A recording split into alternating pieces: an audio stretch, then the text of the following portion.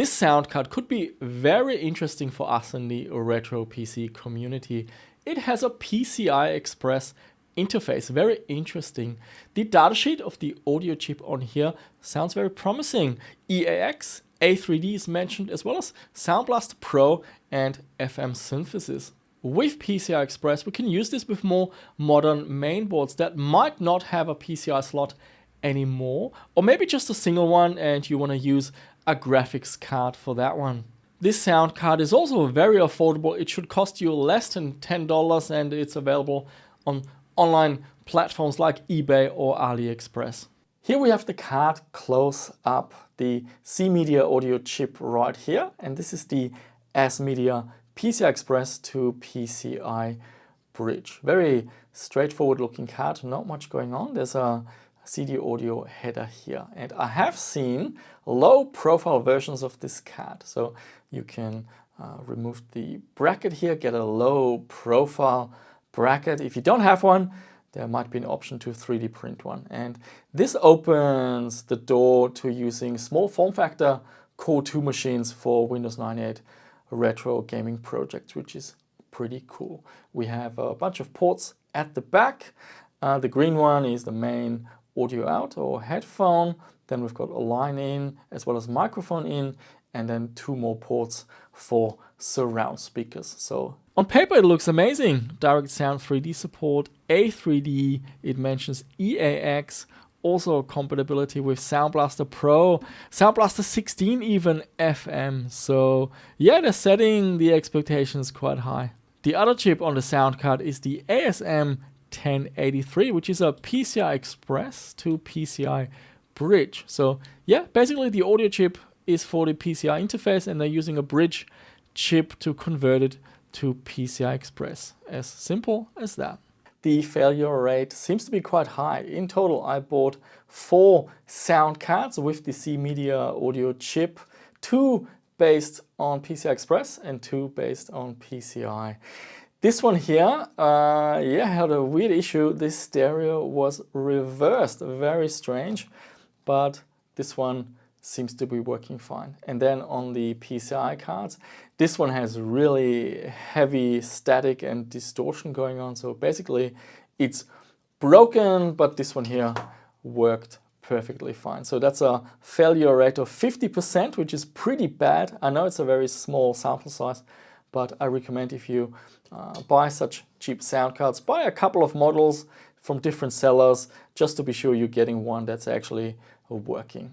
Here we have today's test system. We are starting with a motherboard. This is from Gigabyte with the G31 chipset, a recent purchase. It does have 2 PCI slots, but we will be testing the sound card in this slot here. So let's plug it in. There it goes. And for the graphics, we're using a PCI-based GeForce FX 5500 going into this slot. This is a nice motherboard, legacy features, PS2, serial, parallel ID, it's all there, but we're gonna use the SATA port for storage today. Connected with a 240 gigabyte Western Digital, this one right here. In terms of RAM, we've got a single 512 megabyte DDR2 module. And now let's install the drivers and check out this sound card after a quick word from today's video sponsor. Instant Gaming is an authorized reseller of digital game keys. The main advantage are lower prices. For example, Star Wars Episode 1 Racer is $9.99 on Steam, but only $163 on Instant Gaming. Another example, Final Fantasy VII, $11.99 on Steam, but you can get it for only $6.93 on Instant Gaming. Of course, they have all the latest and greatest games as well, so for your next gaming purchase, consider Instant Gaming, link down below in the video description. Here we go, the machine is up and running. The motherboard came with a BIOS version that's quite out of date, so if it has a BIOS, we will flash it. You know the slogan, so here we go. The latest BIOS version is being flashed. And then we're installing Windows 98. I'm using the Windows 98 Quick Install project. This time I'm using the stock ISO with all the patches, so not the micro version. After I install a sound card and turn on the computer, it detects a PCI bridge. So this must be the PCI Express to PCI bridge. And yeah, you just click next. It has a driver, a suitable driver integrated into the operating system. No need for a driver disk. I found it interesting that the PCI Express cards didn't come with any drivers, but the PCI versions did. They came with a little driver disk, and those disks, they're a gold mine. Lots of drivers for all sorts of sound cards, not just for the C-Media. The driver I ended up using came from one of those CDs, and there are two types of drivers, VXD and WDM. The WDM drivers are found in the Windows 98 subfolder, but if you're looking for the VXD drivers, they are in the Win9X subfolder. For the WDM drivers, we're getting version 5.12.01.0635, and for VXD, we're using version 4.06.1096. There's also an apps subfolder which will install a media rack which has a CD player. You can play WAV files and MIDI files and so on, and also a speaker surround demo program. Now, which drivers are better? Well, the jury is still out. I did quite a bit of testing, but I really didn't get a straight answer. It seems to be dependent on a game-by-game basis. In general, the WDM drivers are more stable, but require a faster CPU. Now, seeing that we have a PCI Express system, that is not an issue. We have a very fast processor. Still, all the game recordings that will come later, I've been using the VXD driver. In games, we can select hardware accelerated 3D audio with the direct sound 3D option, also EAX, and yeah, again, my take on the quality is it's hit and miss. It depends on the games. Later you will see in some games even EAX seems to be working, but in other games not really. Of course I had a go at MS-DOS support, but I had zero luck. None of the cards, be it PCI or PCI Express, would work. Really weird. Even the PCI Express cards, the drivers installed just fine. So if you want legacy DOS Sound Blaster support, you need to go with the VXD drivers. And then in Device Manager, you can see the resources. Everything looks good. Address 220, interrupt 5, DMA1, MIDI port is on 330. Even in pure DOS, the DOS drivers install without any error. All the messages check out. The games load, there's no crashing going on, but just zero audio, nothing coming out for speech, sound effects, nothing coming out for FM. I was a little bit disappointed. I was hoping for more success. Recently, way back Tech, he did a video using a similar sound card with a Core 2 Duo, and he had some success in DOS. So I was a little bit surprised, but it might be this particular motherboard, who knows. And now I tested a few games, and I took some notes what I observed. So the first one is Draken. This is a game I've been playing quite a lot. It supports EAX and A3D, and in the beginning, well, this game has lots of caves and mines, and whenever you are in a mine, EAX will give you a lot of reverb, loud, strong echo. And sometimes I can hear some sort of a hint that there's some EAX going on, but it's not very strong and it's inconsistent.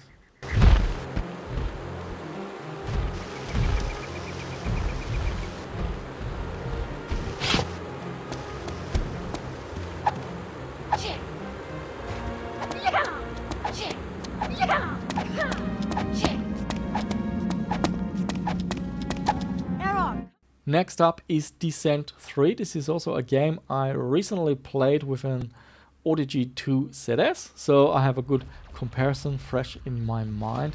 It sounds pretty okay. I can hear some sort of a reverb also going on, so there seems to be some sort of EAX support happening, even with the VXD drivers. In general, the game doesn't sound as smooth as compared to with Sound Blaster Audio-G 2 ZS. Of course, that is a much more high-end card, but all in all, it does sound okay.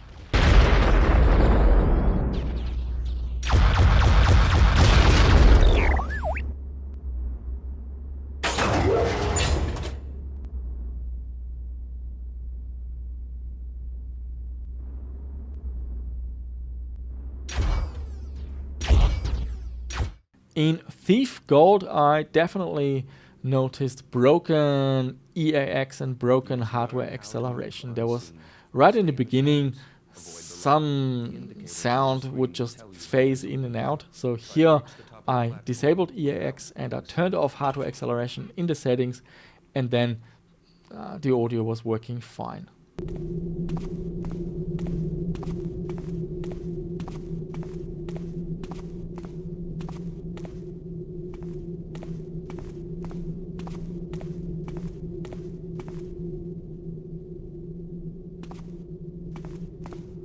Well done. I did not see you. Thief 2 was totally different. Here everything seems to be working fine.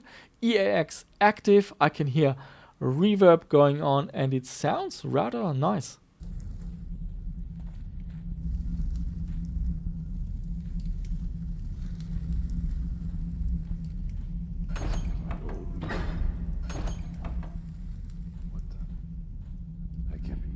Another guard up ahead. Time to knock him out while his back is turned. Return to Castle Wolfenstein.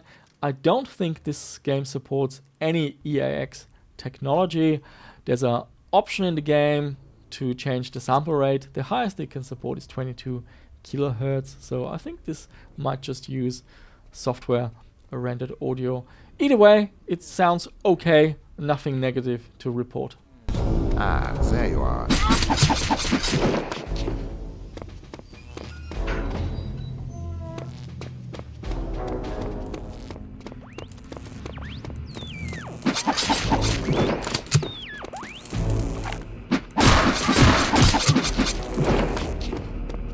This is Splinter Cell. There's an option in the game for 3D audio, which I have ticked, but the EAX HD option is grayed out, which is no surprise because EAX HD is reserved for some of the more higher end Sound Blaster cards. Still, yeah, the game seems to be sounding fine. I didn't notice anything sounding off. Be early. Hello, Colonel. You can use my name. The room's safe. Lambert. Good to see you again. I trust NSA orientation is going well? Well enough. Everybody's been real coy about what exactly I'm allowed to know. It's the nature of the agency. We don't let any one person know everything, which means we've all got to work together. Even though Tomb Raider 2 is another game that sounded just fine. Again, I don't think there is support for EAX in this one, but I could be wrong. If you know any details, do let me know. But yeah, as I said, this game sounds quite nice.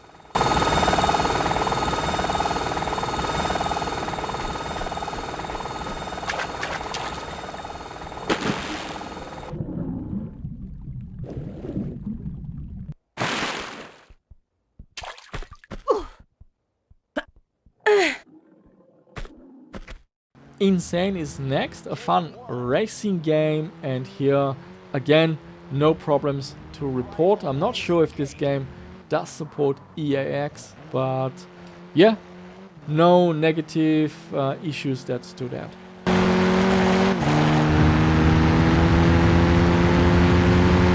Gate 1.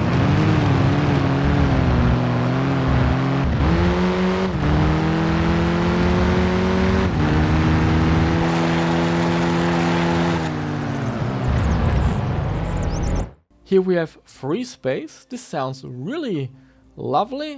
Maybe supporting EAX. The main issues I had was with the controls. The mouse just wouldn't do anything in terms of controlling the game. But anyway, the focus on this video is on the sound, and it sounded really nice. Not quite sure what technology they're using, but again, no negative issues to report. The circular gauge near the bottom of your HUD is the radar. Friendly ships are shown in green. Hostile ships appear as red. The circular gauge near the bottom of your HUD is the radar. Friendly ships are shown in green. Hostile ships appear as red. Using your main flight controller, turn your ship toward mine.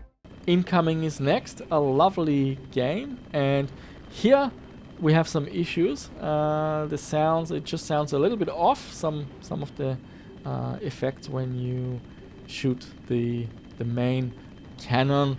So there's a workaround. You can add a parameter when you launch the game, dash no 3D sound and then the game seems to be working well. This one supports EAX and also A3D, I believe.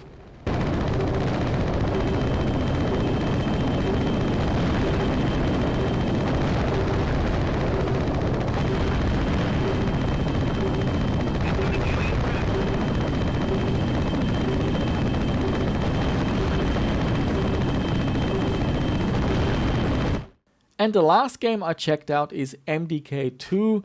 It sounds good. There is an option in the game for EAX, but I'm not able to tick that option, so maybe it's looking for some DLL files. Maybe that's something you can fix by moving some of those files from the system folder into the game folder. I'm not sure. Either way, I wasn't able to enable EAX, and without that option, the game also sounded pretty nice.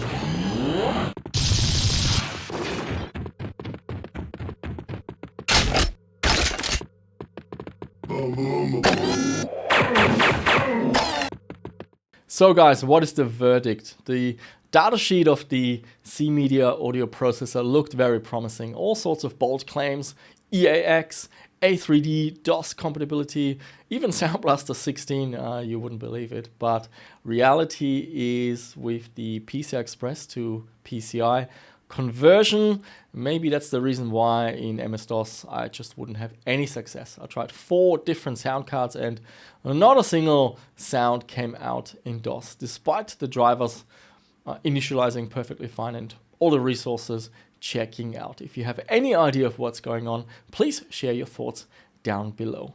For Windows, the situation is much better. It does work, the drivers install without any issues. The PCI Express to PCI bridge chip, it needs a driver, but it's part of the operating system. You don't need to hunt down a driver disk or anything like that. And after that, it installs just like any other PCI sound card. We have a choice of drivers between VXD and WDM. The jury is still out. Which one is better? It seems to be dependent on a game-by-game basis. I stuck to the VXD drivers because for Windows 98, that's traditionally what we do. Whereas if you go with Windows ME and Windows 2000, Windows XP, then the WDM drivers are the way to go. I got working audio in all the games, so that is not too bad. Also the DirectX diagnostic software, all the tests completed just fine. With EAX and A3D support, I think this is hit and miss, and it doesn't sound anything like a real Sound Blaster card or an Oriel Vortex 2. In some games like Thief 2, the effects are actually working pretty nice, but in other games it breaks the immersion and you're better off just using the standard direct sound 3D option. Prices on these sound cards are dirt cheap, so that's why I'm giving it a thumbs up. Now, don't expect miracles. Keep your expectations in check. An Oriel Vortex 2 and a Sound Blaster Live or an Audio G2 ZS will sound much nicer than this sound card, especially with EAX and A3D support. All in all, I think this sound card has a bright future in the retro PC gaming community, because as more and more of us are looking towards using more modern parts for Windows 98 and MS-DOS retro gaming, cards like this will become quite important. And yeah, now I want to hear from you. What is your take on the C-Media audio chip that we checked out today, and especially the PCI Express version? If you have any comments about the DOS compatibility, if you have an idea of what's going on there, I would love to hear from you. And as always, I read every single comment, and if you have any video suggestions as well, do let me know. Especially more modern systems and trying to get them to work with Windows 98 and DOS. At the moment, it's a passion of mine. I'm really enjoying that aspect. I've been working with a G41 and a G31 chipset motherboard, but I also want to look at I think it's the FM2 platform. That one also has some PCI slots, but I've never used that with Windows 98. So stay tuned for that one and keep those suggestions and comments coming. And yeah, thank you from me for all the support on the channel, watching my videos. It helps out a lot. And that's it. Thank you so much for watching. I shall see you soon with another one.